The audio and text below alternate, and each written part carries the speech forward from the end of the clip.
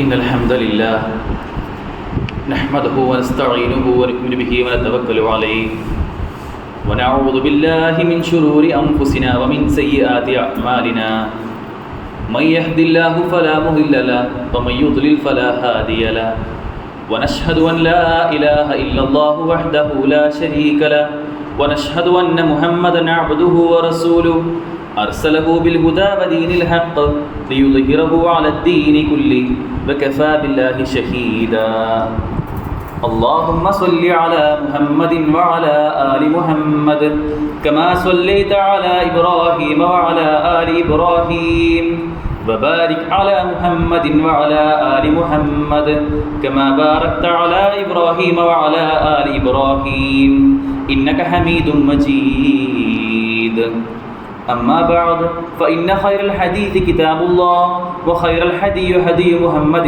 صلى الله عليه وسلم وشر الأمور محدثاتها وكل محدثة بدعة وكل بدعة ضلالة وكل ضلالة في النار أعوذ بالله من الشيطان الرجيم بسم الله الرحمن الرحيم يا أيها الذين آمنوا اتقوا الله حق تقاته ولا تموتن إلا وأنتم مسلمون يا أيها الناس اتقوا ربكم الذي خلقكم من نفس واحدة وخلق منها زوجها وبث منهما رجالا كثيرا ونساء واتقوا الله الذي تساءلون به والأرحام إن الله كان عليكم رقيبا يا أيها الذين آمنوا اتقوا الله وقولوا قولا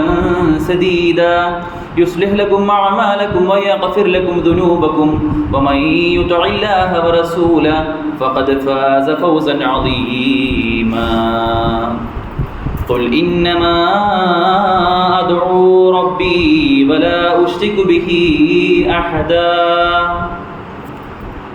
സ്നേഹം നിറഞ്ഞ സത്യവിശ്വാസികളെ, സർവ്വലോകരക്ഷിതാവും സർവ്വ അനുഗ്രഹങ്ങളുടെയും ദാതാവുമായ അള്ളാഹുവിൻ്റെ വിധിവിലക്കുകൾ ജീവിതത്തിൻ്റെ നിഖില മേഖലകളിലും പാലിച്ചുകൊണ്ട് തത്വയുള്ള ജീവിതം ജീവിക്കണമെന്ന് ആമുഖമായി എന്നെയും നിങ്ങൾ ഓരോരുത്തരെയും ഓർമ്മിപ്പിക്കുകയാണ്, വസീയത്ത് ചെയ്യുകയാണ്.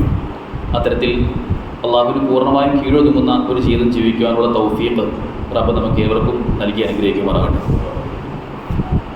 സഹോദരങ്ങളെ, ജീവിതം എന്നാൽ വളരെ ചെറിയ ഹ്രസ്വമായ ഒരു കാലയളവ് മാത്രമാണ്. ഡേറ്റ് ഓഫ് ബർത്തിൻ്റെയും ഡേറ്റ് ഓഫ് ഡെത്തിൻ്റെയും ഇടയിലുള്ള ഒരു ഹൈഫണാണ് ജീവിതമെന്ന് പലപ്പോഴും പറയാറുണ്ട്. അത്ര നിസ്സാരമായ, കേവലം കുറഞ്ഞ വർഷങ്ങൾ മാത്രം ആയുസ്സുള്ള, എൻ്റെ സമുദായത്തിൻ്റെ ആയുസ് 60-നും 70-നും ഇടയിലാണ് എന്ന് നമ്മൾ ഓർക്കുന്നുണ്ട്. മാക്സിമം പോയാൽ അത്രയൊക്കെ വർഷങ്ങൾ മാത്രം ജീവിക്കുന്ന ഒരു ജീവിതമാണ് നമുക്ക് ഏവർക്കും ഉള്ളത്. ആ ഉള്ള ആയുസ്സിനെ, ആരോഗ്യത്തിനെ, സമയത്തിനെ, അള്ളാഹു നമുക്ക് നൽകിയ അനുഗ്രഹങ്ങളെ അവന് പൂർണ്ണമായും കീഴൊതുങ്ങിക്കൊണ്ട് അവൻ്റെ കൽപ്പനകളെ പാലിച്ചുകൊണ്ട് ജീവിക്കുക എന്നതാണ് നാം ഏവരുടെയും കർത്തവ്യം. ഈ ചുരുങ്ങിയ ജീവിത കാലഘട്ടത്തിനിടയിൽ തന്നെ ഒരുപാട് പ്രയാസങ്ങളും പരീക്ഷണങ്ങളും ദുഃഖങ്ങളും ഒക്കെ നമ്മുടെ ജീവിതത്തിൽ ഉണ്ടായിട്ടുണ്ടാവും. അതോടൊപ്പം പല സന്തോഷങ്ങളും ആഘോഷങ്ങളും ഒക്കെ നമ്മുടെ ജീവിതത്തിൽ സമ്മിശ്രമായി തന്നെ ഉണ്ടായിട്ടുണ്ടാവും. എന്നാൽ ഒരു സത്യവിശ്വാസിയെ മറ്റുള്ള മനുഷ്യരിൽ നിന്നും വ്യത്യസ്തനാക്കുന്നത് അവൻ്റെ ചില ചിന്താഗതികളാണ്, അവൻ്റെ ജീവിതത്തോടുള്ള ചില വീക്ഷണങ്ങളാണ്. സത്യവിശ്വാസിയുടെ കാര്യം അത്ഭുതമാണ് എന്ന് പറയുന്നൊരു ഹദീസ് നമ്മൾ പറയാവർത്തി കേട്ടിട്ടുണ്ടാവും. ആ ജബല്ലി അംറിൽ മുഅ്മിൻ, ഒരു സത്യവിശ്വാസിയുടെ കാര്യം അത് അത്ഭുതമാണ്. ഇന്ന അംറഹു കുല്ലഹു ഖൈർ, അവന് എന്ത് കാര്യമുണ്ടെങ്കിലും അതവന് ഖൈറായിരിക്കും, അതവന് ഗുണകരമായിരിക്കും. എന്ത് പ്രശ്നം ഉണ്ടെങ്കിലും എന്ത് സന്തോഷം ഉണ്ടെങ്കിലും അതവന് ഖൈറായിരിക്കും എന്ന ഹദീസിൽ പറയുന്നുണ്ട്. വലൈസ ദാക ലിഅഹദിൻ ഇല്ലാ ലിൽ മുഅ്മിൻ, ഈ പറയുന്ന കാര്യം എന്നത് ഒരു സത്യവിശ്വാസിക്കല്ലാതെ മറ്റാർക്കും ഈ ഗുണം ഇല്ല എന്നുള്ളതാണ്. ഒരു സംഗതി ജീവിതത്തിൽ ഉണ്ടായിക്കഴിഞ്ഞാൽ അത് പൂർണ്ണമായും ഗുണകരമായി മാറ്റുക എന്ന ഒരു ഗുണം, ആ ഒരു സവിശേഷത ഒരു സത്യവിശ്വാസിക്ക് മാത്രമേ ഉള്ളൂ എന്നാണ് പറയുന്നത്. ഇന്ന അസ്വാബഹു സറാഉ ശകറ ഫകാന ഖൈറൻ ലഹു, ഒരു സന്തോഷകരമായ സംഭവം അവൻ്റെ ജീവിതത്തിൽ ഉണ്ടായിക്കഴിഞ്ഞാൽ ശകറ, അവൻ അള്ളാഹുവിനോട് നന്ദി കാണിക്കും. ഫകാന ഖൈറൻ ലഹു, അതവനൊരു ഹൈറായി തീരും, ഒരു ഗുണമായി തീരും, ഒരു നന്മയായി തീരും. ഒരു സങ്കടകരമായ, ഒരു വിഷമകരമായ ഒരു സംഭവം അവൻ്റെ ജീവിതത്തിൽ ഉണ്ടായിക്കഴിഞ്ഞാൽ സ്വബറ, അവൻ ക്ഷമിക്കും, പൂർണ്ണമായും അതിൽ സഹനം അവലംബിക്കും. ഫകാന ഖൈറൻ ലഹു, അതവനൊരു ഗുണമായി തീരും, ഗുണകരമായി തീരും എന്നുള്ളതാണ്. ഇങ്ങനെ നോക്കുകയാണെങ്കിൽ ജീവിതത്തിൽ സംഭവിക്കുന്ന എന്ത് തന്നെ ആയിക്കോട്ടെ, സന്തോഷമാവട്ടെ, സങ്കടമാവട്ടെ, രോഗമാവട്ടെ, ആരോഗ്യമാവട്ടെ, അഭിവൃദ്ധിയാവട്ടെ, ദാരിദ്ര്യമാവട്ടെ, ഏത് വിഷയം എടുത്തു നോക്കിയാലും ഒരു സത്യവിശ്വാസിയെ സംബന്ധിച്ചിടത്തോളം അതെല്ലാം അവന് ഹൈറാണ്, ഗുണകരമാണ് എന്നാണ് പറയുന്നത്. അവന് സന്തോഷമുണ്ടെങ്കിൽ അവൻ അതിൽ അള്ളാഹുവിനോട് നന്ദി കാണിച്ച് ശക്കറ, അവൻ നന്ദി കാണിച്ചുകൊണ്ടേയിരിക്കും, നന്ദി അധികരിപ്പിക്കും, അള്ളാഹുവിലേക്ക് കൂടുതൽ അടുത്തുകൊണ്ടിരിക്കും. ഇനി അവന് സങ്കടകരമായ എന്തെങ്കിലുമാണെങ്കിൽ അവൻ അള്ളാഹുവിനെ അതിനോട് ക്ഷമിച്ചുകൊണ്ട്, അതിൽ സഹനം ആരോപിച്ചുകൊണ്ട് ഇത് അള്ളാഹുവിൻ്റെ ഒരു പരീക്ഷണമാണ് എന്ന ചിന്തയിൽ അധിഷ്ഠിതമായി ജീവിക്കും. എന്നാൽ ഇന്ന് നമ്മൾ കാണുന്നത്, എന്തെങ്കിലും ഒരു അഭിവൃദ്ധി ഉണ്ടായിക്കഴിഞ്ഞാൽ, സാമ്പത്തികമാവട്ടെ, ആരോഗ്യത്തിലാവട്ടെ, അല്ലെങ്കിൽ പദവിയിലാവട്ടെ, തൻ്റെ പഠനത്തിലാവട്ടെ, ബിരുദങ്ങളുടെ യോഗ്യതയിലാവട്ടെ, ഏത് വിഷയത്തിലാണെങ്കിലും ഒരു സന്തോഷകരമായ നേട്ടം ഉണ്ടായിക്കഴിഞ്ഞാൽ പലപ്പോഴും അതൊരു അഹങ്കാരത്തിനോ അത്യാഗ്രഹത്തിനോ മറ്റുള്ളവരിലേക്ക് നോക്കി താനുമായി താരതമ്യം ചെയ്യുവാനോ പല അസൂയകൾക്കോ ടെൻഷനുകൾക്കോ ബേജാറിനൊക്കെ ഒരു കാരണമാവുന്ന അവസ്ഥ. സന്തോഷമുണ്ടെങ്കിൽ പോലും അത് ആത്യന്തികമായി മനുഷ്യനെ സങ്കടത്തിലേക്കും പ്രയാസങ്ങളിലേക്കും ടെൻഷനുകളിലേക്കും എത്തിക്കുന്നൊരവസ്ഥ നമ്മൾ കാണാറുണ്ട്. ഉള്ളതിൽ ഒതുങ്ങാൻ പലപ്പോഴും ഇന്ന് മനുഷ്യർക്ക് കഴിയാറില്ല എന്നുള്ളതാണ്. നേരെ മറിച്ച് സങ്കടത്തിൻ്റെ വിഷയമാവട്ടെ, പ്രയാസം അനുഭവിക്കുന്ന എന്ത് മേഖല വന്നോട്ടെ, അതിലൊക്കെ അതൊരു ദൗർഭാഗ്യമായി കണ്ടുകൊണ്ട്, ഒരു രോഗം സംഭവിച്ചു കഴിഞ്ഞാൽ, ഒരു പ്രയാസം ജീവിതത്തിൽ ബാധിച്ചു കഴിഞ്ഞാൽ, സാമ്പത്തികമായി കുറച്ചൊരു ഞെരുക്കമുള്ള അവസ്ഥയിലാണ് കടന്നു പോകുന്നതെങ്കിൽ അതൊക്കെ ഒരു ദൗർഭാഗ്യമായി കണ്ട്, ദുരിതപൂർണമായ ജീവിതമായി കണ്ടുകൊണ്ട് ഒരു ബേജാറുണ്ടാവുന്ന, അതിലും ആകെ മൊത്തം ജീവിതത്തെ മൊത്തം പഴിക്കുന്നൊരവസ്ഥ പലപ്പോഴും കാണാറുണ്ട്. എനിക്ക് ഈ ഗതി വന്നല്ലോ എന്നാണ് പലപ്പോഴും പറയാറുള്ളത്. ഈ ഒരു രണ്ട് രൂപത്തിലും ഒരു സത്യവിശ്വാസി അവൻ്റെ പെരുമാറ്റത്തെ, അവൻ്റെ വിശേഷണങ്ങളെ ഒരിക്കലും കാണാൻ പാടില്ല എന്നുള്ളതാണ് നമ്മൾ പലപ്പോഴും ചിന്തിക്കേണ്ട ഒരു വിഷയം. പല രോഗികളെയും കാണുമ്പോൾ, ജീവിതത്തിലെ പല രൂപത്തിലുള്ള അഭിവൃദ്ധികൾക്കിടയിൽ രോഗം സംഭവിക്കുമ്പോൾ വലിയ രൂപത്തിൽ പ്രയാസം അനുഭവിക്കുന്ന പല രോഗികളെയും നമ്മൾ കണ്ടിട്ടുണ്ടാവും. ഒരുപക്ഷെ ഈ ആശുപത്രിയിൽ തന്നെ നമ്മൾ വന്നത് പലപ്പോഴും പല രോഗികളെയും കാണാനുമായിരിക്കാം. ഒരു പേഷ്യൻ്റ് ഈ ഇടയ്ക്ക് കണ്ട സമയത്ത് ഡയബറ്റിക് ഫുട്ടാണ്, കാലിൽ ഷുഗർ ബാധിച്ച് തൻ്റെ കാലിൻ്റെ അഗ്രഭാഗത്തെ അവയവങ്ങളെല്ലാം മുറിച്ചു മാറ്റേണ്ട ഒരവസ്ഥയിലേക്ക് എത്തി നിൽക്കുന്ന അവസ്ഥയാണ്. ഈ അവസ്ഥയിൽ ഒരു രോഗിയെ കണ്ടപ്പോൾ പോലും ആ രോഗി അവിടെ പറഞ്ഞത് അൽഹംദുലില്ലാ എന്നുള്ളതാണ്. എങ്ങനെയാണത് പറയാൻ സാധിക്കുന്നത്? ആ വ്യക്തി പറഞ്ഞൊരു വിഷയം, എൻ്റെ ഒരു വിരലല്ലേ മുറിക്കാൻ പോകുന്നുള്ളൂ, എൻ്റെ തൊട്ടപ്പുറത്ത് കിടക്കുന്ന രോഗിക്ക് അവൻ്റെ കാൽ അല്ലെങ്കിൽ അവളുടെ കാല് തന്നെ മുറിക്കേണ്ട അവസ്ഥയാണ്, എൻ്റെ ഒരു ചെറിയ വിരലല്ലേ പോകുന്നുള്ളൂ, അതുകൊണ്ട് വലിയ പ്രയാസം എനിക്കില്ല, അൽഹംദുലില്ലാ എന്ന് വളരെ സന്തോഷത്തോടു കൂടി തൃപ്തികരമായി പറയാൻ ഒരു വ്യക്തിക്ക് എങ്ങനെയാണ് കഴിയുന്നത്? അത് മറ്റൊന്നുമല്ല, കാരണം അത് ആ വിശ്വാസം തന്നെയാണ്. അൽഹംദുലില്ലാ എന്ന് ഏത് സന്ദർഭത്തിലും എത്ര വലിയ രോഗം ബാധിച്ചാൽ പോലും പറയാൻ സാധിക്കുക എന്നത് അതൊരു വിശ്വാസിക്ക് മാത്രമുള്ള ഒരു അനുഗ്രഹമാണ് എന്ന് പ്രവാചകൻ സല്ലല്ലാഹു പറയുന്നുണ്ട്. ഉൻദുറു ഇലാ മൻ ഹുവ അസ്ഫല മിൻകും, നിങ്ങൾ അനുഗ്രഹങ്ങളിൽ താഴെയുള്ളവരെ നിങ്ങൾ നോക്കുക, അവരുമായി നിങ്ങൾ താരതമ്യം ചെയ്യുക എന്ന ആ ഒരു ചിന്ത നൽകുന്ന ഒരു കോൺഫിഡൻസ്, ഒരു ആത്മവിശ്വാസം എത്രത്തോളാണ്? എത്രയധികം പ്രയാസങ്ങളുണ്ടെങ്കിലും എന്നേക്കാൾ താഴെയുള്ള അല്ലെങ്കിൽ ഇതിനേക്കാളേറെ രോഗമുള്ള മൂർച്ഛിച്ച അവസ്ഥയിലുള്ള പ്രയാസം അനുഭവിക്കുന്ന എത്രയോ ആളുകളുണ്ടല്ലോ, അവരെപ്പോലൊന്നും റബ്ബെന്നെ ആക്കിയില്ലല്ലോ, എനിക്ക് ചെറിയൊരു പരീക്ഷണമല്ലേ തന്നുള്ളൂ എന്ന് ചിന്തിക്കാൻ കഴിയുന്ന ആ ഒരു സമാധാനം, ആ ഒരു മനസ്സിൻ്റെ ഊർജ്ജവും സമാധാനവും നേടിയെടുക്കാൻ ഒരു വിശ്വാസിക്കല്ലാതെ മറ്റൊരാൾക്കും കഴിയുകയില്ല എന്നുള്ളതാണ്. നിങ്ങൾ ആലോചിച്ച് നോക്കൂ, ഇസ്ലാം അല്ലാത്ത മറ്റനേകം വിശ്വാസധാരകൾ, മറ്റനേകം ആശയ സംഹിതകൾ ഈ ഭൂമിയിൽ നിലനിൽക്കുന്നുണ്ട്. ഒരുപാട് പുതിയ ഇസങ്ങൾ ഉണ്ടായിക്കൊണ്ടേയിരിക്കുകയാണ്. പുതിയ ആശയങ്ങളിൽ വിശ്വസിക്കുന്ന ആളുകൾ, അവർക്കൊന്നും ഈ ഒരു ക്ഷമയോ സഹനമോ ലഭിക്കുന്നില്ല എന്നതും മനസ്സിന് ഈ ഒരു തൃപ്തി ലഭിക്കുവാൻ അത് കാരണമാവുന്നില്ല എന്നുള്ളതുമാണ്. അവരെല്ലാം ചിന്തിക്കുന്നത് ഈ ഭൗതികമായ ജീവിതത്തിൽ കുറച്ചൊരു സമാധാനം ഉണ്ടാവണം, അത് വളരെ തൃപ്തികരമായി അടിച്ചു പൊളിച്ച് മുന്നോട്ട് പോകണം. ഇവിടെ ഒരു ജീവിതം മാത്രമല്ലേ ഉള്ളൂ, യു ഓൺലി ലിവ് വൺസ് എന്നാണ് പറയുക, യോളോ. നിങ്ങൾ ഈ ഭൂമിയിൽ ഒരു തവണ മാത്രമേ ജീവിക്കുന്നുള്ളൂ, ഈ ജീവിതം ഇത് അടിച്ചു പൊളിച്ച് അർമാദിച്ച് ജീവിക്കുക, അതിനപ്പുറം മറ്റൊന്നും ചിന്തിക്കേണ്ടതില്ല എന്ന ചിന്താഗതിയിൽ മുന്നോട്ട് പോകുന്ന ഒരു തലമുറയാണ് ഉണ്ടായിക്കൊണ്ടിരിക്കുന്നത്. ഇത്തരം ചിന്താഗതികളിലും ആശയങ്ങളിലുമൊക്കെ ആകൃഷ്ടരാകുന്ന ആളുകൾക്ക് ഒരിക്കലും ഇത്തരത്തിലുള്ള ഒരു തൃപ്തി ലഭിക്കുകയില്ല എന്നുള്ളതാണ്. കേവലം കുറച്ച് സമയമൊക്കെ അടിച്ചുപൊളിയും ആസ്വാദനമൊക്കെ ഉണ്ടാവും, പക്ഷെ അത് കഴിഞ്ഞാൽ വലിയ രൂപത്തിലേക്കുള്ള പ്രയാസങ്ങളിലേക്കും മറ്റുമാണ് അവരെത്തുന്നത്. കാരണം അങ്ങനെ എന്ത് തന്നെ ചിന്താഗതിയോടെ ജീവിക്കുന്ന ആളുകളാണെങ്കിലും അവരുടെ ഒരു ചിന്ത ഈ ഭൗതികമായ ഭൂമിയിൽ മാത്രം നിലനിൽക്കുന്ന ഒന്നാണ്. ഈ ഭൂമിയിലെ ജീവിതം എന്നത് അടിച്ചു പൊളിക്കാനുള്ളതാണ്, ഇതിനുശേഷം മറ്റൊന്നുമില്ല എന്ന് ചിന്തിക്കുന്ന ആളുകൾക്ക് നഷ്ടമാവുന്നത് ആത്യന്തികമായ ആ പരലോകമാണ്. ഒരുപക്ഷെ വിശ്വാസികളെ സംബന്ധിച്ചിടത്തോളം മറ്റുള്ളവരിൽ നിന്നും അവരെ വ്യത്യസ്തമാക്കുന്നതും ഈ പരലോക ബോധം തന്നെയാണ്. നാളെ മരണം എന്നൊരു ഫുൾ സ്റ്റോപ്പ് എൻ്റെ ജീവിതത്തിൽ വരാനുണ്ട് എന്നും ഈ ഫുൾ സ്റ്റോപ്പിന് ശേഷം പ്രവിശാലമായ അനന്തമായ ഒരു ലോകം എൻ്റെ മുമ്പിലേക്ക് വരാനുണ്ട് എന്നുമുള്ള ചിന്തയാണ്. മറിച്ച് ആ ലോകത്ത്, അവിടെ ആ പരലോകത്ത് ഏറ്റവും വലിയ വിജയം നേടിയെടുക്കുന്നതാണ് ഇവിടെ കുറച്ച് പ്രയാസം അനുഭവിക്കുന്നതിനേക്കാൾ എനിക്ക് ഏറ്റവും ഉപകാരപ്പെടുക എന്നുള്ള ചിന്ത വിശ്വാസികൾക്ക് മാത്രമായ, സത്യവിശ്വാസികളുടെ മാത്രമായ ഒരു ഗുണമായി കൂടെ നമുക്ക് കാണാൻ സാധിക്കും. ഈ പരലോക ബോധത്തിൽ അധിഷ്ഠിതമായി നമ്മൾ ജീവിക്കുമ്പോൾ, ഈ ജീവിതമാകുന്ന ഈ ഒരു പുഴയിൽ ഇങ്ങനെ കടക്കുമ്പോൾ പല രൂപത്തിലുള്ള പ്രയാസങ്ങൾ നമുക്ക് നേരിടേണ്ടി വരും. ജീവിതം ഒരു പുഴയായി നമ്മൾ സങ്കല്പിക്കുകയാണെങ്കിൽ ആ പുഴയിൽ ഒഴുക്കിനെതിരെ നമുക്ക് നീന്തേണ്ടി വരും. പലപ്പോഴും പല രൂപത്തിലും വെള്ളം കുടിക്കുന്ന അവസ്ഥ നമുക്ക് ഉണ്ടാവും. ശ്വാസം മുട്ടുന്ന, അല്ലെങ്കിൽ നമുക്കൊക്കെ പല പ്രതികൂല അവസ്ഥകൾ ഉണ്ടാകുന്ന പല സാഹചര്യങ്ങളിലൂടെയും കടന്നു പോകേണ്ടി വരും. നിങ്ങൾ ആലോചിച്ച് നോക്കൂ, 18 വർഷം രോഗിയായിരിക്കുന്ന ഒരു വ്യക്തിയെ ഇസ്ലാം പരിചയപ്പെടുത്തുന്നുണ്ട്. വിശുദ്ധ ഖുർആനിലൂടെ അയ്യൂബ് നബി അലൈഹി ഇസ്ലാമിയുടെ ചരിത്രം നമുക്ക് കാണാൻ കഴിയും. 18 വർഷം തൻ്റെ ജീവിതത്തിലെ ആരോഗ്യമുള്ള 18 വർഷം രോഗിയായി മാറുന്ന ഒരവസ്ഥ നമുക്കൊന്ന് ചിന്തിക്കാൻ കഴിയും. അങ്ങനത്തെ ഒരവസ്ഥ നിങ്ങൾ ആലോചിച്ച് നോക്കൂ. എല്ലാ അനുഗ്രഹങ്ങളും നൽകിയ വ്യക്തിയായിരുന്നു അയ്യൂബ് നബി അലൈഹി ഇസ്ലാം. തൻ്റെ ജീവിതത്തിൽ അള്ളാഹു സമ്പത്ത് നൽകിയിരുന്നു, ആരോഗ്യം നൽകിയിരുന്നു, അഭിവൃദ്ധികൾ നൽകിയിരുന്നു, കൃഷി നൽകിയിരുന്നു, വലിയ ഭൂമികൾ നൽകിയിരുന്നു. അദ്ദേഹം പ്രവാചകത്വം എന്ന വലിയ അനുഗ്രഹം അദ്ദേഹം നൽകിയിരുന്നു. ഇങ്ങനെ ഒരുപാട് അനുഗ്രഹങ്ങൾ തനിക്ക് ലഭിച്ചിട്ട് പോലും അള്ളാഹു ആ അനുഗ്രഹങ്ങളെ പൊടുന്നനെ തിരിച്ചെടുക്കുകയാണ്. അദ്ദേഹത്തിന് വലിയൊരു രോഗം നൽകുന്നു. ഒരിക്കലും വിട്ടുമാറാത്ത ഒരു രോഗം, ഒരു മരുന്നുകൊണ്ട് ചികിത്സിക്കാൻ കഴിയാത്തൊരു രോഗം. ആ രോഗം തൻ്റെ ശരീരത്തിൻ്റെ അകത്തെയും പുറത്തെയും ഒരുപോലെ ബാധിച്ചിരിക്കുന്നു.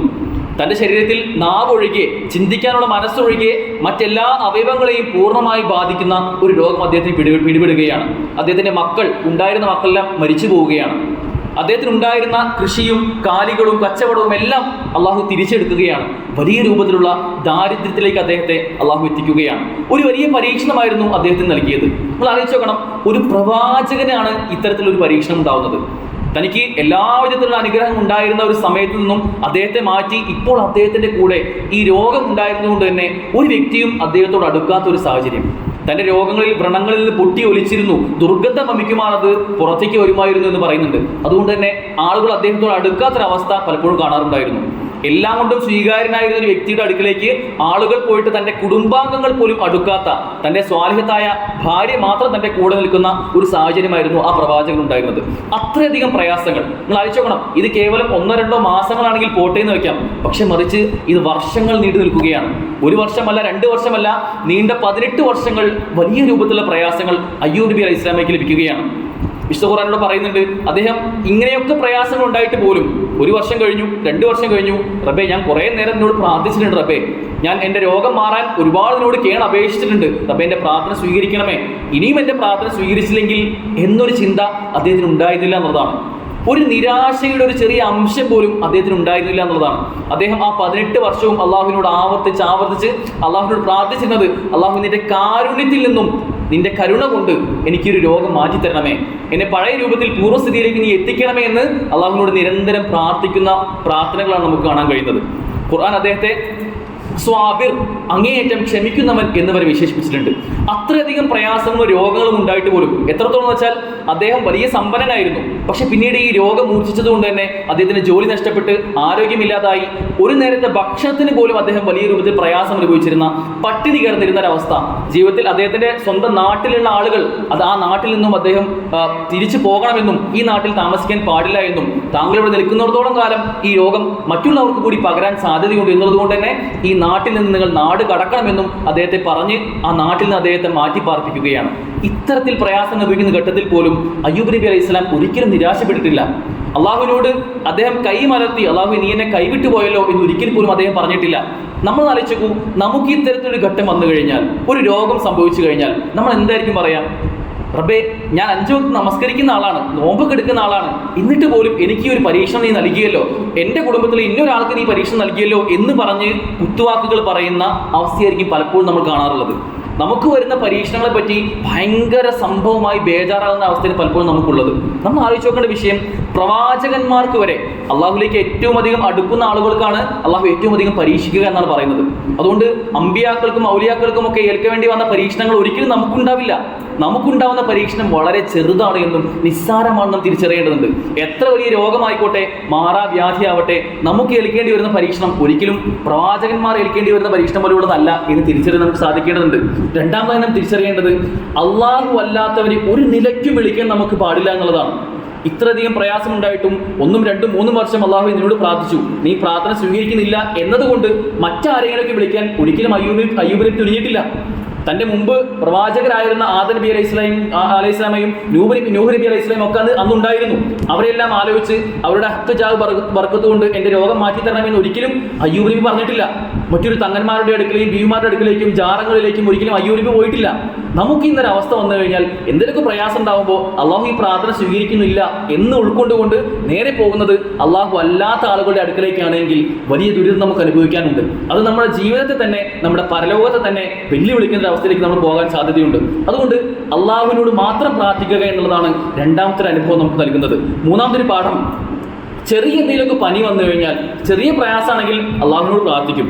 എന്നാൽ ഡോക്ടർമാർ പറയാണ് ക്യാൻസർ അതിൻ്റെ 4th സ്റ്റേജിലേക്ക് എത്തിയിട്ടുണ്ട് കേട്ടോ, ഇനി നമുക്കൊന്നും ചെയ്യാനില്ല എന്ന് പറഞ്ഞ് ഡോക്ടർമാർ കൈ മലർത്തി കഴിഞ്ഞാൽ പിന്നെ അള്ളാഹുവിനോട് പ്രാർത്ഥിക്കണമെന്നില്ല എന്നൊരവസ്ഥ നമുക്കുണ്ടോ എന്ന് നമ്മൾ ആലോചിച്ച് നോക്കേണ്ടതുണ്ട്. ചെറിയ എന്തെങ്കിലും അസുഖം ഉണ്ടെങ്കിൽ നമ്മൾ പ്രാർത്ഥിക്കാറുണ്ട്. മറിച്ച് എല്ലാവരും കൈ ഒഴിഞ്ഞു കഴിഞ്ഞാൽ പിന്നീടും അള്ളാഹുവിലേക്ക് പ്രാർത്ഥിച്ചുകൊണ്ട് മുന്നേറാൻ നമുക്ക് സാധിക്കുന്നുണ്ടോ എന്നുള്ള കാര്യം നമ്മൾ ആലോചിച്ച് നോക്കേണ്ടതുണ്ട്. അള്ളാഹു ഖാദിറാണ്, അള്ളാഹു എല്ലാത്തിനും കഴിവുള്ളവനാണ്. ആ കഴിവുള്ള അള്ളാഹുവിന് നമ്മുടെ രോഗം മാറ്റാൻ ഒരു പ്രയാസവുമില്ല എന്ന ചിന്തയിൽ അധിഷ്ഠിതമായി അവന് കൂടുതൽ പ്രാർത്ഥിക്കുകയാണ് നമ്മൾ വേണ്ടത്. അതോടൊപ്പം പ്രാർത്ഥന നിമിത്തം അള്ളാഹു ഏറ്റവും ഒടുവിൽ 18 വർഷങ്ങൾക്ക് ശേഷം അയ്യൂബ് നബിയുടെ എല്ലാ പ്രയാസങ്ങളും നീക്കി കൊടുത്തു എന്നുള്ളതാണ്. അദ്ദേഹത്തിനെ പൂർവ്വസ്ഥിതിയിലേക്ക് ആരോഗ്യവും സമ്പത്തും ഒക്കെ നൽകി എന്നുള്ളതാണ്. ഇത് നമുക്ക് നൽകുന്ന പാഠം, എത്ര തന്നെ നമ്മൾ കാത്തിരിക്കേണ്ടി വന്നാലും ഒടുവിൽ അള്ളാഹു നമുക്ക് വെളിച്ചം നൽകും എന്നുള്ളതാണ്. നമ്മുടെ എല്ലാ പ്രയാസങ്ങൾക്കുമുള്ള പരിഹാരം അള്ളാഹു നൽകും. അതെല്ലാം കഴിവുള്ളവനാണ് അള്ളാഹു എന്നാണ് നമ്മൾ ചിന്തിച്ച് നോക്കേണ്ടത്. ഇങ്ങനെയുള്ള ഒരുപാട് പാഠങ്ങൾ അയ്യൂബ് നബി അലൈഹി സ്വലാമിന്റെ ജീവിതം നമുക്ക് നൽകുന്നുണ്ട്. അതിൽ ഏറ്റവും പ്രധാനപ്പെട്ട വിഷയം പ്രാർത്ഥന തന്നെയാണ്. നമ്മൾ ആലോചിച്ച് നോക്കണം, ഖലാഇനെ പോലും ദുആക്ക് നീക്കിക്കളയാനുള്ള പവർ ഉണ്ട് എന്നുള്ളതാണ്. അള്ളാഹു നമുക്ക് വിധിച്ച ഒരു കാര്യത്തെ തന്നെ നമ്മുടെ ജീവിതത്തിൽ ഭാവിയിൽ സംഭവിക്കാനിരിക്കുന്ന ഒരു പ്രയാസം നമുക്ക് ഉണ്ട് എങ്കിൽ ആ ഖലാഇനെ പോലും മാറ്റാൻ അള്ളാഹുവിന് കഴിയുമെന്നുള്ളതാണ്. നമ്മുടെ ഈ പ്രാർത്ഥന കൊണ്ട്, ഈ പ്രാർത്ഥന അള്ളാഹുവിലേക്ക് അടുപ്പിക്കുകയാണെങ്കിൽ ആ വിധിയെ പോലും അള്ളാഹുവിന് മാറ്റിമറിക്കാൻ കഴിയുമെന്നുണ്ടെങ്കിൽ ഈ പ്രാർത്ഥനയുടെ പവർ എത്രത്തോളമാണ്, ഇതിന്റെ ശക്തി എത്രത്തോളമാണ്. അതുകൊണ്ട് ചില പുനർവിചിന്തനങ്ങൾക്ക് നാം കാരണമാവേണ്ടതുണ്ട്. നമ്മുടെ ജീവിതത്തിൽ ചില ഉറ്റാലോചനകൾ നാം വിധേയമാക്കേണ്ടതുണ്ട്. ഒന്ന്, നാം മനസ്സ് തുറന്ന് എത്രത്തോളം അള്ളാഹുവിനോട് സംസാരിക്കാൻ ശ്രമിക്കാറുണ്ട് എന്ന ചോദ്യം നാം ചോദിക്കേണ്ടതുണ്ട്. കേവലം പ്രാർത്ഥന എന്നാൽ അധര വ്യായാമമല്ല. നമ്മുടെ ചുണ്ടുകൾ ഇങ്ങനെ ഇടയ്ക്കിട്ട് പിന്നെ അലച്ചുകൊണ്ട് എന്തെങ്കിലുമൊക്കെ ചോദിക്കുക എന്നതല്ല പ്രാർത്ഥന. ആത്മാർത്ഥമായി റബ്ബിനോട് പ്രാർത്ഥിക്കാൻ നമുക്ക് സാധിക്കുന്നുണ്ടോ എന്ന് നാം ചോദിക്കണം. 2, ഒരു ദിവസം എത്രത്തോളം സമയം നമ്മൾ പ്രാർത്ഥിക്കാൻ വേണ്ടി മാറ്റിവെക്കാറുണ്ട് എന്ന് നാം ചോദിക്കേണ്ടതുണ്ട്. പലപ്പോഴും ഫർദ് നമസ്കാരങ്ങൾക്ക് ശേഷം പോലും നമസ്കാരം കഴിഞ്ഞ് സലാം വീട്ടി കഴിഞ്ഞ് ഉടനെ തന്നെ എഴുന്നേറ്റ് പോകുന്ന, അല്ലെങ്കിൽ ഉടനെ തന്നെ ആദ്യം എടുക്കുന്ന നമ്മുടെ മൊബൈൽ ഫോൺ ആകുന്ന ഒരവസ്ഥ നമുക്കുണ്ടോ എന്ന് നാം ചോദിക്കേണ്ടതുണ്ട്. ഫർദ് നമസ്കാരത്തിന് ശേഷമൊക്കെ പ്രാർത്ഥന സ്വീകരിക്കപ്പെടാൻ ഏറെ സാധ്യതയുള്ള സമയമാണ്. അത് അറിഞ്ഞുകൊണ്ട് പ്രാർത്ഥിക്കാൻ നമുക്ക് സാധിക്കാറുണ്ടോ നാം ചോദിച്ചു നോക്കേണ്ടതുണ്ട്. മറ്റൊന്ന്, മറ്റാരോടും പറയാത്ത സങ്കടങ്ങൾ, നമ്മുടെ ഉള്ളിൽ മാത്രമുള്ള വ്യഥകൾ, അത് അള്ളാഹുവിനോട് മാത്രം പ്രാർത്ഥിക്കാൻ മറ്റൊരാളും കാണാത്ത സമയങ്ങളിൽ, രാത്രിയുടെ അന്ത്യയാമങ്ങളിലൊക്കെ അള്ളാഹുവിനോട് പ്രാർത്ഥിക്കാൻ നമുക്ക് സാധിക്കാറുണ്ടോ? ഒരു റമദാൻ കഴിഞ്ഞുപോയി, ആ റമദാനിലെങ്കിൽ നമുക്കത് സാധിച്ചിട്ടുണ്ടോ എന്ന ചോദ്യം നാം ചോദിച്ചു നോക്കേണ്ടതുണ്ട്. മറ്റൊന്ന്, നമ്മുടെ സങ്കടങ്ങളും പ്രയാസങ്ങളും ഒക്കെ കേവലം നമ്മുടെ പ്രാർത്ഥനയിൽ നമ്മളിലേക്ക് ചുരുങ്ങിപ്പോകുന്നുണ്ടോ എന്ന് നാം ആലോചിച്ച് നോക്കേണ്ടതുണ്ട്. നാം പ്രാർത്ഥിക്കാറുണ്ട്, പക്ഷെ പലപ്പോഴും നമുക്ക് വേണ്ടി മാത്രം. അതിനപ്പുറം നമ്മുടെ കുടുംബത്തിന് വേണ്ടി, നമ്മുടെ മക്കൾക്ക് വേണ്ടി, നമ്മുടെ മാതാപിതാക്കൾക്ക് വേണ്ടി, നമ്മുടെ സമൂഹത്തിൽ പ്രയാസം അനുഭവിക്കുന്ന ആളുകൾക്ക് വേണ്ടി, ഫലസ്തീനിലെ ദുരിതം അനുഭവിക്കുന്ന ആളുകൾക്ക് വേണ്ടി ഒക്കെ നമ്മുടെ പ്രാർത്ഥന ഉയരാറുണ്ട് എന്ന് നാം ചോദിച്ചു നോക്കേണ്ടതുണ്ട്. മറ്റൊന്ന്, ഭൗതികമായ വിഷയങ്ങൾക്ക് വേണ്ടി മാത്രമാണോ നമ്മുടെ പ്രാർത്ഥന? നമുക്കിവിടെ ഒരു രോഗം വന്നു, ആ രോഗം വേഗം മാറ്റി തരണം റബ്ബേ. ഒരു എക്സാം വരുന്നുണ്ട്, ആ എക്സാം നന്നായി വിജയം നൽകണം റബ്ബേ എന്നതിനപ്പുറം നാളെ പരലോകം എന്നൊരു ലോകമുണ്ട്, അവിടെ സ്വർഗം തരണ റബ്ബേ എന്ന് നിരന്തരം ആവർത്തിച്ച് പ്രാർത്ഥിക്കാൻ, ആ നരകശിക്ഷയിൽ നിന്നും കാത്തു രക്ഷിക്കണം റബ്ബേ എന്ന് പ്രാർത്ഥിക്കാൻ നമുക്ക് സാധിക്കാറുണ്ടോ എന്ന് നാം ചിന്തിച്ച് നോക്കേണ്ടതുണ്ട്. മറ്റൊന്ന്, നാം പ്രാർത്ഥിക്കുന്ന പ്രാർത്ഥന അത് സ്വീകരിക്കപ്പെടുന്ന രൂപത്തിലാണോ നമ്മൾ പ്രാർത്ഥിക്കാറുള്ളത് എന്ന് നാം ആലോചിച്ച് നോക്കേണ്ടതുണ്ട്. പ്രാർത്ഥന സ്വീകരിക്കാൻ ഒരുപാട് നിബന്ധനകളുണ്ട്. ആ നിബന്ധനകൾക്ക് അടിസ്ഥാനമാക്കിക്കൊണ്ടാണോ നമ്മുടെ പ്രാർത്ഥന, അതിനുവേണ്ട മുൻകരുതലുകൾ നാം എടുക്കാറുണ്ടോ എന്ന് നാം ചോദിച്ചു നോക്കേണ്ടതുണ്ട്. സഹോദരങ്ങളെ, ഇങ്ങനെ നമ്മുടെ പ്രാർത്ഥനയുടെ മേഖലയിലും ഒരു അഴിച്ചുപണി നടത്താൻ നമുക്ക് സാധിക്കേണ്ടതുണ്ട്. കാരണം പ്രാർത്ഥന എന്നാൽ പ്രാർത്ഥന അത് ആരാധനയാണ്. പ്രാർത്ഥനയെ ഒരു ഇബാദത്തായിക്കൊണ്ടാണ് പറയുന്നത്. അതുകൊണ്ട് നാം പ്രാർത്ഥിക്കുമ്പോഴൊക്കെ ഒരു ഇബാദത്തായി രേഖപ്പെടുത്തിക്കൊണ്ട് അതിനുള്ള നന്മ നമുക്ക് ലഭിക്കുകയാണ്. ആ ചിന്തയിൽ അധിഷ്ഠിതമായി പ്രാർത്ഥിക്കാൻ നമുക്ക് സാധിക്കണം. അതുപോലെ തന്നെ പണ്ഡിതന്മാർ പറയുന്നുണ്ട്, അള്ളാഹുവുമായുള്ള ബന്ധം ഏറ്റവും നന്നാക്കുവാൻ പ്രാർത്ഥനയിലൂടെ സാധിക്കുമെന്നുള്ളതാണ്. റബ്ബിനോടുള്ള പ്രാർത്ഥന ഒരു അടിമ ഒഴിവാക്കിയാൽ അവൻ്റെ തൗഹീദ് ദുർബലമാകും. അള്ളാഹുവുമായുള്ള ബന്ധത്തിലും അത് കുറവ് സംഭവിക്കാൻ കാരണമാകുമെന്നുള്ളതാണ്. നമ്മുടെ തൗഹീദിനെ തന്നെ ബാധിക്കുന്ന, അള്ളാഹു അല്ലാത്തവരെ വിളിച്ച് പ്രാർത്ഥിക്കാൻ പാടില്ല എന്ന ഏകദൈവ വിശ്വാസത്തിൽ പോലും കളങ്കം സംഭവിക്കാൻ കാരണമാകുന്ന ഒന്നാണ് പ്രാർത്ഥനയുടെ കുറവ് എന്നുള്ളത്. അതുകൊണ്ട് നിരന്തരം അള്ളാഹുവിലേക്ക് പ്രാർത്ഥിക്കുവാൻ നമുക്ക് സാധിക്കേണ്ടതുണ്ട്. എന്തൊക്കെയാണ് പ്രാർത്ഥനയുടെ മര്യാദകൾ എന്ന് നാം തിരിച്ചറിയണം. കുറച്ച് അക്കമിട്ട കുറച്ച് പോയിന്റുകൾ നമ്മൾ നമ്മുടെ മനസ്സിലേക്ക് തിരിച്ചു കയറ്റേണ്ടതുണ്ട്. ഒന്നാമതായിക്കൊണ്ട് പ്രാർത്ഥിക്കുമ്പോൾ ആത്മാർത്ഥമായി മനസ്സാന്നിധ്യത്തോടു കൂടി പൂർണ്ണമായും അള്ളാഹുൽ തവക്കുലാക്കിക്കൊണ്ട് ഭരമേൽപ്പിച്ചുകൊണ്ട് പ്രാർത്ഥിക്കാൻ നമുക്ക് സാധിക്കേണ്ടതുണ്ട്. പലപ്പോഴും അലസമായി, അശ്രദ്ധമായി, ആർക്കോ വേണ്ടി കേവലം ചില അധര വ്യായാമങ്ങളായിക്കൊണ്ട് അത് മാറുന്നുണ്ടോ എന്ന് നാം ചിന്തിച്ചു നോക്കേണ്ടതുണ്ട്. പ്രാർത്ഥന എന്നത് അത് അള്ളാഹുലേക്ക് പിന്നെ മാത്രം ചിന്തിച്ചുകൊണ്ട് ആത്മാർത്ഥമായി പ്രാർത്ഥിക്കുവാൻ നമുക്ക് സാധിക്കണം. 2, ഹംദും സ്വലാത്തും ചൊല്ലി പ്രാർത്ഥന ആരംഭിക്കണം എന്നുള്ളതാണ്. എന്ത് നന്മ നമ്മൾ ആരംഭിക്കുമ്പോഴും ഹംദും സ്വലാത്തും അൽഹംദുലില്ലാ അസ്സലാത്തു വസ്സലാമു അലാ റസൂലില്ലാ എന്ന് പറഞ്ഞുകൊണ്ട് അള്ളാഹുവിനെ ഹംദ് അർപ്പിച്ച് പ്രവാചകന്റെ മേൽ സ്വലാത്ത് ചൊല്ലിക്കൊണ്ട് പ്രാർത്ഥിക്കുവാൻ തുടങ്ങാൻ നമുക്ക് സാധിക്കേണ്ടതുണ്ട്. ഇബ്നു തൈമിയ്യ റഹിമഹുല്ലാഹ് പറയുന്നത്, ഷെയ്ഖുൽ ഇസ്ലാം ദുആഇന്റെ തുടക്കത്തിലും ഇടയിലും അവസാനത്തിലും പ്രവാചകൻ സല്ലല്ലാഹു അലൈഹി വസല്ലമയുടെ മേൽ സ്വലാത്ത് ചൊല്ലുക എന്നത് ഉത്തരം ലഭിക്കുമെന്ന് പ്രതീക്ഷിക്കപ്പെടാവുന്ന കാരണങ്ങളിൽപ്പെട്ടതാണെന്നുള്ളതാണ്. ഏത് പ്രാർത്ഥന ആയിക്കോട്ടെ അതിന്റെ ആരംഭത്തിലും ഇടയിലും അവസാനത്തിലും ഒക്കെ റസൂലിന്റെ മേൽ സ്വലാത്ത് ചൊല്ലുക എന്നത് അത് പ്രാർത്ഥന സ്വീകരിക്കാൻ കാരണമാകുന്നുള്ളതാണ്. റസൂലിന്റെ മേൽ സ്വലാത്ത് ചൊല്ലാത്തവൻ അവൻ ലുബ്ധനാണ്, പിശുക്കനാണെന്ന് പറയാൻ ഹദീസ് നമുക്ക് കാണാൻ സാധിക്കും. അതുകൊണ്ട് നമ്മുടെ പ്രാർത്ഥനയിലും അതിന്റെ തുടക്കത്തിലും ഏറ്റവും അവസാനത്തിലുമൊക്കെ ഹംദും സ്വലാത്തും ഒക്കെ ചൊല്ലാൻ നമുക്ക് സാധിക്കേണ്ടതുണ്ട്.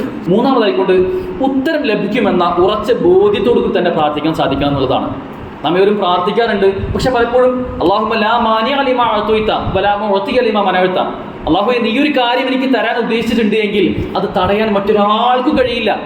നീ ഒരു കാര്യം എനിക്ക് തടയണമെന്ന് തീരുമാനിച്ചിട്ടുണ്ടെങ്കിൽ അത് തരാനും മറ്റൊരാൾക്കും കഴിയില്ല എന്ന ചിന്തയിൽ പ്രാർത്ഥിക്കാൻ നമുക്ക് സാധിക്കണമെന്നുള്ളതാണ്. പൂർണ്ണമായ വിശ്വാസം ഉത്തരം ലഭിക്കുമെന്ന ദൃഢമായ ബോധ്യം നമുക്ക് ഉണ്ടാകണമെന്നുള്ളതാണ്. നാലാമതായിക്കൊണ്ട് ധൃതി കൂട്ടാതിരിക്കുക.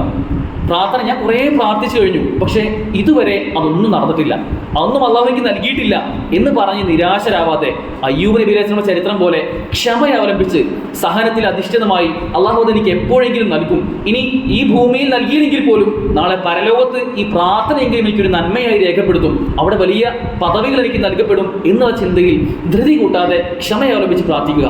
അഞ്ചാമതായി താഴ്മയോടുകൂടി രഹസ്യമായി പ്രാർത്ഥിക്കാൻ ശ്രമിക്കുക എന്നുള്ളതാണ്. നമ്മളും അള്ളാഹു മാത്രമാവുന്ന സാഹചര്യം. രാത്രിയുടെ അന്ത്യയാമങ്ങളിൽ രാത്രിയെ 3 ഭാഗങ്ങളാക്കുകയാണെങ്കിൽ അതിൻ്റെ ഏറ്റവും അവസാനത്തെ ഭാഗം, ആ ഭാഗത്ത് അള്ളാഹു 1-ാം ആകാശത്തിലേക്ക് ഇറങ്ങി വരുമെന്നുള്ളതാണ്. നമ്മുടെ പ്രാർത്ഥന സ്വീകരിക്കുവാനായി അള്ളാഹു താഴേക്ക് ഇറങ്ങി വരുമെന്നുള്ളതാണ്. അങ്ങനെയുള്ള സമയങ്ങളിൽ കൂടുതലായി പ്രാർത്ഥിക്കുക എന്നുള്ളതാണ്. ആറാമതായിക്കൊണ്ട് വുളു എടുക്കുക. പ്രാർത്ഥിക്കുന്നതിന് തൊട്ട് മുമ്പായി വുളു എടുത്ത് വന്ന് ബിസ്മി ചൊല്ലി ഖിബിലയ്ക്ക് മുന്നിട്ടുകൊണ്ട് പ്രാർത്ഥിക്കുക എന്നുള്ളതാണ്. ഇത്തരം ചില മര്യാദകൾ പാലിക്കേണ്ടതുണ്ട്. അതുപോലെ ഏഴാമതായിക്കൊണ്ട് അള്ളാഹുവിന്റെ നാമഗുണ വിശേഷണങ്ങൾ എടുത്തു പറഞ്ഞ് പ്രാർത്ഥിക്കുക എന്നുള്ളതാണ്. വലില്ലാഹിൽ അസ്മാഉൽ ഹുസ്ന ഫദ്ഉഹു ബിഹാ. നിങ്ങൾ അള്ളാഹുവിന്റെ നാമഗുണ വിശേഷങ്ങൾ അതെല്ലാം അള്ളാഹുവിന് അർഹതപ്പെട്ടതാണ്, നിങ്ങൾ അതുപയോഗിച്ചുകൊണ്ട് പ്രാർത്ഥിക്കൂ എന്ന് നമുക്ക് കാണാൻ സാധിക്കും. അതുകൊണ്ട് അള്ളാഹുവിന്റെ പ്രാർത്ഥന നാമഗുണ വിശേഷണങ്ങൾ റഹ്മാനായ റഹീമായ റബ്ബേ, എല്ലാം ഗഫ്ഫാറായ എല്ലാം പൊറുക്കുന്ന റബ്ബേ, എൻ്റെ പാപങ്ങൾ പുറത്തു തരുന്ന റബ്ബേ എന്ന രൂപത്തിൽ പ്രാർത്ഥിക്കാൻ നമുക്ക് സാധിക്കേണ്ടതുണ്ട്. അതുപോലെ എട്ടാമതായിക്കൊണ്ട് പ്രവാചകൻ സ്വല്ലല്ലാഹു അലൈഹി വസല്ലം പഠിപ്പിച്ച ദുആകൾ, സ്വഹീഹായി വന്ന പ്രാർത്ഥനകൾ, ഖുർആനിലുള്ള പ്രാർത്ഥനകൾ, ഇബ്രാഹിം നബി അലൈഹി സ്വലാമയുടെ എത്രയോ അധികം പ്രാർത്ഥനകൾ ഖുർആനിൽ നമുക്ക് കാണാൻ സാധിക്കും. ആ പ്രാർത്ഥനകളൊക്കെ എടുത്ത് പറഞ്ഞ് അത് മുൻനിർത്തിക്കൊണ്ട് പ്രാർത്ഥിക്കുവാൻ നമുക്ക് സാധിക്കണമെന്നുള്ളതാണ്. ഒമ്പതാമതായിക്കൊണ്ട് ഉത്തരം ലഭിക്കുന്ന സമയങ്ങളിൽ വേണം നമ്മൾ പ്രാർത്ഥിക്കാൻ. ചില പ്രത്യേക സമയങ്ങൾ പറഞ്ഞിട്ടുണ്ട്. 1 ബാങ്കിൻ്റെയും ഇഖാമത്തിൻ്റെയും ഇടയിൽ, 2 ഫർദ് നമസ്കാരത്തിന് ശേഷം, 3 വെള്ളിയാഴ്ച ദിവസം, 4 രാത്രിയുടെ ഏറ്റവും അവസാന സമയം, 5 സുജൂദ് ചെയ്യുന്ന സമയത്ത്, പരിപൂർണമായ കീഴൊതുങ്ങലാണ് സുജൂദ് ആ സമയത്ത്, 6 യാത്ര ചെയ്യുന്ന സമയത്ത്, 7 നോമ്പുകാരനായിരിക്കുന്ന സമയത്ത്. ഇങ്ങനെയുള്ള പ്രത്യേക സമയങ്ങളിലും സന്ദർഭങ്ങളിലുമൊക്കെ നാം പ്രാർത്ഥിക്കുകയാണെങ്കിൽ ആ പ്രാർത്ഥന സ്വീകരിക്കാൻ സാധ്യത കൂടുതലാണ് എന്ന് പറയുന്നുണ്ട്. സഹോദരങ്ങളെ, ഈ രൂപത്തിൽ നമ്മുടെ പ്രയാസങ്ങൾ എന്തുമാവട്ടെ, ദുഃഖങ്ങൾ എന്തുമാവട്ടെ, രോഗം അതിൻ്റെ ഏറ്റവും അറ്റമുള്ള ഏറ്റവും പ്രയാസമേറിയ ഘട്ടത്തിലാവട്ടെ എങ്കിൽ പോലും അതെല്ലാം മാറ്റിമറിക്കാൻ കഴിവുള്ള ആ റബ്ബിലേക്ക് പ്രാർത്ഥിക്കുക എന്നതാണ് ഏറ്റവും ആത്യന്തികമായ പരിഹാരം എന്ന് നാം തിരിച്ചറിയേണ്ടതുണ്ട്. മക്കളില്ലാത്ത അവസ്ഥയാവട്ടെ, സാമ്പത്തികമായ ഞെരുക്കങ്ങളാവട്ടെ, പ്രയാസങ്ങളാവട്ടെ, മക്കളുടെ കല്യാണമാവട്ടെ, ജോലിയാവട്ടെ, രോഗമാവട്ടെ, കുടുംബത്തിലെ സ്വസ്ഥതയും സമാധാനവുമാവട്ടെ, ഏത് വിഷയത്തിൽ നമുക്ക് പ്രയാസങ്ങൾ അനുഭവിക്കുന്നുണ്ട് എങ്കിൽ പോലും അതിനെല്ലാമുള്ള പരിഹാരം അത് അള്ളാഹുലേക്ക് ഏറ്റവും അധികം ആത്മാർത്ഥമായി പ്രാർത്ഥിക്കുക എന്നുള്ളതാണ്. പ്രവാചകൻ സ്വല്ലല്ലാഹു അലൈഹി വസല്ലം പറയുന്നുണ്ട്, ഒരു മനുഷ്യൻ തൻ്റെ 2 കൈകളും ഉയർത്തി അള്ളാഹുവിനോട് ഒരു കാര്യം ചോദിച്ചു കഴിഞ്ഞാൽ ആ 2 കൈകളെയും വെറുതെ മടക്കുക എന്നത് അള്ളാഹുവിന് ലജ്ജയുള്ള കാര്യമാണെന്നുള്ളതാണ്. അതുകൊണ്ട് ചോദിച്ചാൽ അത് അള്ളാഹു നൽകും. നിരന്തരം ചോദിച്ചുകൊണ്ടിരിക്കുക എന്നതാണ് വിശ്വാസികളെ സംബന്ധിച്ചിടത്തോളം നമുക്ക് ചെയ്യാനുള്ളത്. അത്തരത്തിൽ ജീവിതത്തെ പരിവർത്തിപ്പിക്കുവാൻ നമുക്ക് സാധിക്കേണ്ടതുണ്ട്. അള്ളാഹു അനുഗ്രഹിക്കുമാറാകട്ടെ.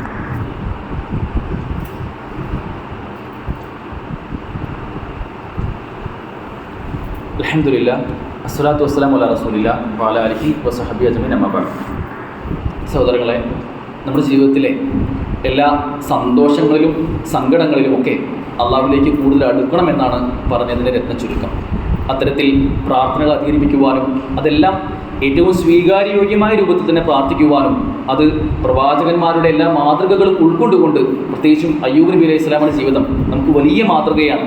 അത്തരത്തിൽ ക്ഷമയെ അവലംബിച്ചുകൊണ്ട് അള്ളാഹുവിലേക്ക് കൂടുതൽ അടുക്കുവാനും നമുക്ക് സാധിക്കേണ്ടതുണ്ട് എന്നാണ് പറഞ്ഞു വെച്ചത്. ഇപ്പോൾ നമ്മളെല്ലാവരും മെയ് മാസത്തിൻ്റെ ഒരു അവസാനത്തിലാണ്. ഇനി ജൂൺ ജൂലൈ തുടങ്ങി ഒരു അധ്യയന വർഷം ആരംഭിക്കാൻ പോവുകയാണ്. പ്രത്യേകിച്ചും നമ്മുടെയൊക്കെ മക്കൾ പുതിയ ഒരു പാഠങ്ങളിലേക്കും പുസ്തകങ്ങളിലേക്കും അവരുടേതായ ചിന്തകളിലേക്കും സ്കൂളുകളിലേക്കൊക്കെ പോകുന്നൊരവസ്ഥയാണുള്ളത്. ഈ ഒരു സമയത്ത് വളരെ കൃത്യമായി തന്നെ നമ്മുടെ മക്കൾക്കും കുടുംബത്തിനും കൃത്യമായ ചില ബോധ്യങ്ങൾ നൽകാൻ നമുക്ക് സാധിക്കണമെന്നുള്ളതാണ്. പ്രത്യേകിച്ചും ഒരു പുതിയ അധ്യയന വർഷത്തിലേക്ക് കടക്കുമ്പോൾ സ്വന്തം മക്കളെ ചേർത്ത് നിർത്തിക്കൊണ്ട് അവർക്ക് നൽകേണ്ട ചില ഉപദേശങ്ങൾ, അതിനൊരിക്കലും ഒരു കുറവും നമ്മൾ വരുത്താൻ പാടില്ല. പ്രത്യേകിച്ചും ഇന്നത്തെ ഒരു കാലഘട്ടം എന്നുള്ളത് കുട്ടികളെല്ലാം, പുതിയൊരു തലമുറയെല്ലാം നേരത്തെ പറഞ്ഞതുപോലെ ജീവിതം അടിച്ചു പൊളിക്കാനുള്ളതാണ്, ആസ്വദിക്കാൻ മാത്രമുള്ളതാണ് എന്ന ചിന്തയിൽ മുന്നോട്ട് പോകുന്നൊരു സാഹചര്യമാണുള്ളത്.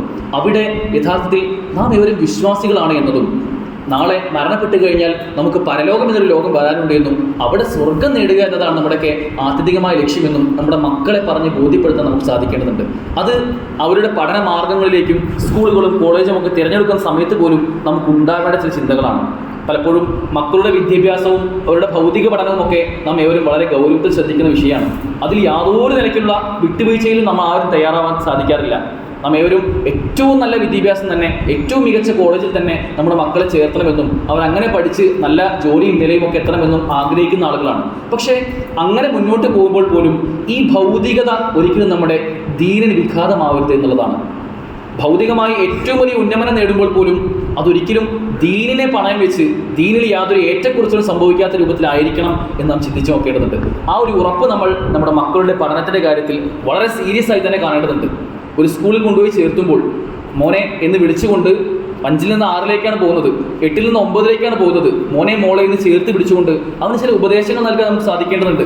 സ്കൂളിൽ പല കാര്യങ്ങളും കാണും, അല്ലെങ്കിൽ കൂട്ടുകാരുമായി പല തിന്മകളും ചെയ്യാൻ അവർ പ്രേരിപ്പിക്കും. അവിടെയൊക്കെ യഥാർത്ഥ വിശ്വാസികളായി തന്നെ ജീവിക്കണം കേട്ടോ എന്ന് പറഞ്ഞ് ബോധ്യപ്പെടുത്താൻ അത്തരം ഒരു അന്തരീക്ഷം ഉണ്ടാക്കിയെടുക്കാൻ നമുക്ക് സാധിക്കേണ്ടതുണ്ട്. മക്കളുടെ കോളേജ് തിരഞ്ഞെടുക്കുന്ന സമയത്ത്, സ്കൂൾ തിരഞ്ഞെടുക്കുന്ന സമയത്ത് നാം പ്രയോറിറ്റി കൊടുക്കേണ്ടത്, നാം പ്രാമുഖ്യം കൊടുക്കേണ്ടത്, ഒന്ന് അവർക്ക് നമസ്കരിക്കാൻ സൗകര്യം അവിടെ ഉണ്ടാവുമോ, ഏറ്റവും ഒരു നല്ല രൂപത്തിൽ ഇസ്ലാമികമായ വസ്ത്രധാരണം സ്വീകരിച്ചുകൊണ്ട് നല്ല ഹിജാബോട് കൂടി മുന്നോട്ട് പോകാൻ എൻ്റെ മകൾക്ക് കഴിയുമോ എന്ന ചിന്തയായിരിക്കും നമുക്ക് ഉണ്ടാവേണ്ടത്. അവരുടെ കൂട്ടുകാർ അത് അവർക്ക് ഏറ്റവും നല്ല കൂട്ടുകാരായി, അവർ നന്മയിൽ അധികരിപ്പിക്കുന്ന കൂട്ടുകാരായി മാറ്റാൻ അവർക്ക് സാധിക്കുമോ? അതുപോലെ തന്നെ ദീൻ ഏറ്റവും നന്നായി മുറുകെ പിടിച്ചുകൊണ്ട് ജീവിക്കാനുള്ള അന്തരീക്ഷം ആ ഒരു സ്കൂളിൽ, ക്യാമ്പസിൽ അവർക്ക് ഉണ്ടാകുമോ? അതുപോലെ തന്നെ ഖുർആൻ ക്ലാസ്സുകളോ മറ്റു മതപഠന സംരംഭങ്ങളോ ആ സ്കൂളിലോ കോളേജിലോ അടുത്തോ നമുക്ക് ഒരുക്കാൻ കഴിയുമോ എന്നെല്ലാമുള്ള ചിന്തയായിരിക്കണം ഒരു രക്ഷിതാവ് എന്ന നിലയിൽ ഒരു പുതിയ അധ്യയന വർഷത്തെ നോക്കിക്കാണുമ്പോൾ നമുക്ക് ഉണ്ടാവേണ്ടത്. മക്കൾക്ക് പ്രത്യേകിച്ചും ഈ ഒരു പുതിയ കാലത്ത് കേവലം ട്രെൻഡുകൾക്കനുസരിച്ച് ഒപ്പിച്ചൊപ്പിച്ച് പോവുക എന്നതിനപ്പുറം യഥാർത്ഥത്തിൽ ആത്യന്തികമായ നമ്മുടെ ലക്ഷ്യം അത് പരലോകമാണ് എന്നും അവിടെയാണ് യഥാർത്ഥ വിജയം നേടേണ്ടതെന്നും അതിനുള്ള മുന്നൊരുക്കമാണ്, കേവലം പരീക്ഷണം മാത്രമാണ് ഈ ഭൂമിയിൽ എന്നുള്ളതും അവരെ ബോധ്യപ്പെടുത്തുവാനും അത്തരത്തിലുള്ള സാഹചര്യം ഒരുക്കി കൊടുക്കുവാനും നമുക്ക് സാധിക്കേണ്ടതുണ്ട്. ഇങ്ങനെ നമ്മുടെ മക്കളെയും കുടുംബത്തെയും എല്ലാം നമ്മുടെ ജീവിതത്തോട് ചേർത്ത് വെച്ച് അവരെയും നമ്മളെയും എല്ലാം നമ്മുടെ ആത്യന്തിക ലക്ഷ്യമായ പരലോകത്തിലേക്ക് കൂടുതൽ അടുപ്പിക്കുവാൻ നമുക്ക് സാധിക്കേണ്ടതുണ്ട്. നമ്മുടെ പ്രാർത്ഥന ഏറ്റവും നന്നായി അധികരിപ്പിച്ചുകൊണ്ട് പ്രവാചകന്മാരുടെ മാതൃകകളെല്ലാം ഉൾക്കൊണ്ടുകൊണ്ട് ക്ഷമയെ അവലംബിച്ചുകൊണ്ട് ആത്മാർത്ഥമായി ഈ പറയപ്പെട്ട എല്ലാ സുന്നത്തുകളും പാലിച്ചുകൊണ്ട് പ്രാർത്ഥന സ്വീകരിക്കുന്ന ഇടങ്ങളെയും സമയങ്ങളെയും ഒക്കെ പ്രത്യേകം നമ്മൾ പരികൽപ്പിച്ചുകൊണ്ട് അതിനനുസരിച്ച് പ്രാർത്ഥനയും അധികരിപ്പിക്കുവാൻ നമുക്ക് സാധിക്കേണ്ടതുണ്ട്. അള്ളാഹു അതിനുള്ള തൗഫീഖ് നാം ഏവർക്കും നൽകി അനുഗ്രഹിക്കുമാറാകട്ടെ. നമ്മൾ സംഭവിച്ചു പോയിട്ടുള്ള എല്ലാ തെറ്റുകുറ്റങ്ങളും അള്ളാഹു പുറത്ത് മാപ്പാക്കി തരുമാറാകട്ടെ. നമ്മിൽ നിന്ന് രോഗം കൊണ്ട് പ്രയാസം അനുഭവിക്കുന്ന ഒരുപാടധികം ആളുകളുണ്ട്. പ്രത്യേകിച്ചും ആശുപത്രികളിലൊക്കെ പ്രയാസം അനുഭവിക്കുന്ന, രോഗം കൊണ്ട് വലിയ രൂപത്തിലുള്ള ദുരിതം അനുഭവിക്കുന്ന ആളുകളുണ്ട്. അവരുടെ എല്ലാ രോഗങ്ങളും അള്ളാഹു ഷിഫയാക്കി കൊടുത്ത് അവരെല്ലാം പൂർവ്വ ആരോഗ്യസ്ഥിതിയിലേക്ക് തിരിച്ചെത്തിക്കുമാറാകട്ടെ. اللهم اغفر للمؤمنين والمؤمنات والمسلمين والمسلمات والأحياء منهم والأموات. اللهم أعز الإسلام والمسلمين وأذل الشرك والمشركين. اللهم أعز الإسلام والمسلمين وأذل الشرك والمشركين. اللهم انصر إخواننا المجاهدين في الفلسطين فلسطين اللهم انصر إخواننا المجاهدين في فلسطين اللهم انصر إخواننا المجاهدين في فلسطين اللهم اجرنا من النار اللهم اجرنا من النار اللهم اجرنا من النار ربنا آتنا في الدنيا حسنة وفي الآخرة حسنة وقنا عذاب النار ربنا تقبل منا إنك أنت السميع العليم وتب علينا إنك أنت التواب الرحيم واغفر لنا يا غافر المظلمين والحمد لله رب العالمين.